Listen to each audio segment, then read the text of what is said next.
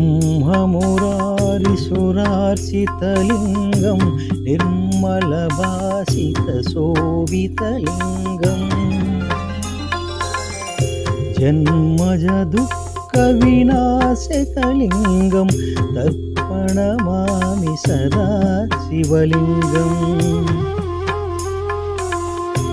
देवमुनिप्रभवार्चितलिङ्गं कामदहनकरुणाकरलिङ्गं रावणदर्पविनाशनलिङ्गं तर्पणमामि सदा शिवलिङ्गम्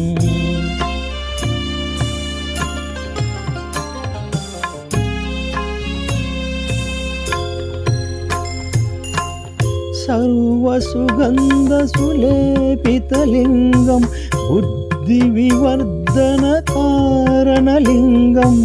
सिद्धसुरासुरवन्दितलिङ्गं तर्पणमामि सदा शिवलिङ्गम् कनकमहामणिभूषितलिङ्गं फणिपतिवेष्टितशोभितलिङ्गम् दक्षयुयज्ञविनाशनलिङ्गं तर्पणमामि सदा शिवलिङ्गम् कुङ्कुमचन्दनलेपितलिङ्गं पङ्कजहार सुशोभितलिङ्गम् सञ्चितपापविनाशनलिङ्गं तर्पणमामि सदा शिवलिङ्गम्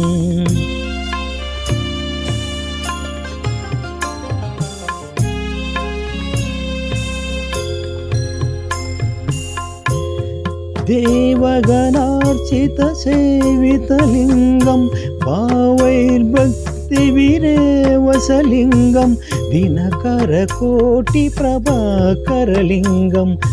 तर्पणमामि सदा शिवलिङ्गम् अष्टदलोपरिवेष्टितलिङ्गं सर्वसमद्भवकारणलिङ्गम् अष्टदरिद्रविनाशनलिङ्गं तर्पणमामि सदा शिवलिङ्गम्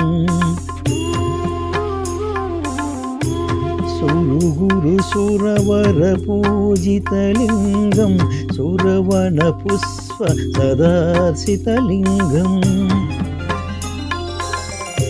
परमपदं परमात्मकलिङ्गं तर्पणमामि सदा शिवलिङ्गम् लिङ्गाष्टकम् इदं पुण्यं या पठे शिवसन्निधौ